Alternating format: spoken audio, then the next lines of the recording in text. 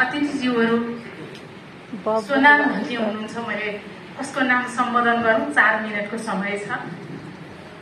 मैले कल्पना पनि गरेको थिइनँ आज यो 108 जनाको प्रतिनिधित्व गर्दै यो मञ्चसम्म यहाँसम्म 108 जनाले मलाई यहाँसम्म पठाउने जुन चाहिँ महत्त्वपूर्ण चाहिँ ठाउँमा पुर्याउनको लागि यो जुन आयोजकले जुन कार्यक्रम गर्नुभयो र म यहाँ आइपुगेँ। यो अनपेक्षित यो सभा र यो क्षणप्रति म सर्वप्रथम नतमस्तक छु। म हिमालको लेखक हुँ, हिमालतर्फको यात्रामा निस्किने यात्री हुँ। वातावरणमा सबैभन्दा पहिले सङ्कट पर्दा सबैभन्दा पहिले त्यो सङ्कटको साइरन बजाउने कुनै चिज छ यो धरतीमा भने ती हिमाल हो, हिउँ हो। यो धरतीको अत्यन्त कोमल अङ्ग के हो भनेर भन्ने हो भने त्यो हिउँ हो। र मैले जब त्यो सगरमाथा आधार शिविर र ग्रिन पासको भ्रमण गर्ने सन्दर्भमा हिउँ कति संवेदनशील ढङ्गले हिउँले चाहिँ त्यो आफ्नो पीडा दर्द अभिव्यक्त गर्दैछ भन्ने कुरा मैले त्यो हिउँसँग साक्षात्कार गरेको क्षणमा अनुभूत गरेको थिएँ। र त्यसका केही झिल्काहरू मैले प्रणाम सगरमाथाभित्र मैले प्रवेश गराएको थिएँ, विषय प्रवेशसम्म गराएको थिएँ। र यसै सन्दर्भमा यो जुन नेपाली परिया साहित्य प्रतिष्ठानले एउटा निबन्ध प्रतियोगिताको आह्वान गरिसकेपछि मलाई त्यो भित्रैदेखि त्यो आह्वानले छोयो र मलाई के लाग्यो भने यो अभियानमा यो महान अभियानमा धरती प्रकृति संरक्षणको यो महान अभियानमा मैले पनि सहभागिता जनाउनुपर्छ, हातेमालो गर्नुपर्छ भन्ने मलाई लाग्यो र मैले निबन्ध लेखेको हुँ।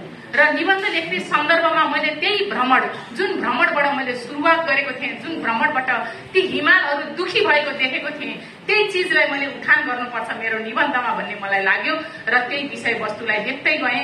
हाम्रा पूर्वजहरूले किन हाम्रो प्रकृति संरक्षणमा पूर्वजहरू यति धेरै संवेदनशील थिए, किन हाम्रो नदी नाला पुजिन्थे, किन हाम्रा पर्वतहरू पुजिन्थे, किन हाम्रा शिलाहरू पुजिन्थे, ढुङ्गाको महत्त्व के हो, माटोको महत्त्व के हो भनेर हाम्रा पूर्वजहरूले कसरी हामीलाई बाटो देखाएका थिए र हामी बाटो बिराएर कता जाँदैछौँ, किन यस्तो विध्वंस निम्तिँदैछ, किन हाम्रा पक्की पुल समेत बगाउने गरी हाम्रा नदीहरू चाहिँ क्रोधित हुँदैछन्। यो विषयमा हामी गम्भीर हुनुपर्छ, होइन भने हामीले चाहिँ भोलि हाहाकारको जुन अवस्था चाहिँ हामी सामना गर्न पनि नसक्ने परिस्थितिमा चाहिँ हामी चाहिँ कहाली लाग्ने परिस्थितिमा हामी पुग्न सक्छौँ। त्यस प्रति चाहिँ हामी सचेत हुनुपर्छ है भन्ने सन्दर्भमा मैले अलिकति लेखेर पठाएँ।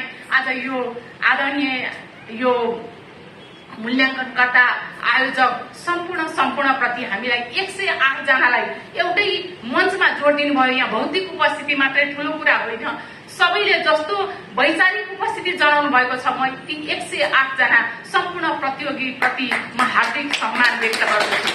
जसले यो उपस्थिति जनाउनु भयो, अङ्क भन्ने कुरो धेरै ठुलो कुरो होइन, 2 अङ्कले तल माथि पर्न सक्छ, मेरो पनि 2 अङ्कले माथि परेको हुन सक्छ।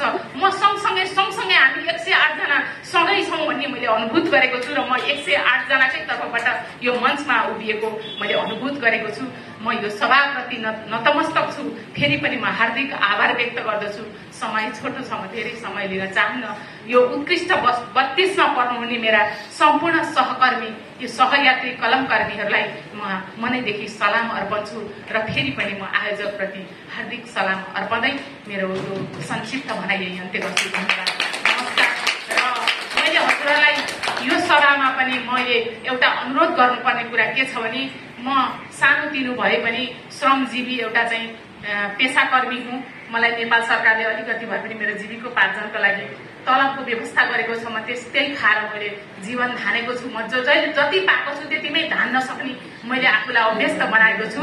यो अक्षरको साधनाबाट जति मलाई प्राप्त हुन्छ यो रकम मैले फेरि यस्तै अत्यन्त पवित्र काममा मैले लगाउने बाचा गरेको छु। म नुन भुटुनमा यो मलाई जुन रकम प्राप्त भएको छ मेरो यो नुन भुटुनमा निस्किने मैले अनुरोध गर्दछु। त्यसअघि पनि मलाई मेरो पहिलो पुस्तक साहित्य पोस्टले मलाई जुन 50,000 राशिको साहित्य पोस्ट उत्तम कृति पुरस्कार प्रदान गरेको थियो, त्यो रकममा मैले आफूले जीविकोपार्जनबाट 2-4 पैसा जोगाएर राखेको रकम चाहिँ थपेर मैले मेरो माता पिताको नाउँमा म आफूले प्रावि पढेको स्कुलमा अहिले त उच्च मावि भइसकेको छ, त्यहाँ एसी टपर नानीहरू जो हुनुहुन्छ उत्कृष्टलाई 10,000 रुपियाँ पुरस्कार दिने गरी मैले अक्षयको तयार हुन चाहिँ बनाइदिइसकेको छु। त्यसको जब साहित्य पोस्ट हो र आज यो परिवार यो जुन यो मैले पुरस्कार प्राप्त गरेको छु यसले पनि भोलि एउटा कुनै न कुनै पवित्र काम जन्माउनेछ। मैले यति अनुरोध गर्दै मेरो भनाइ अन्त्य गर्छु। धन्यवाद।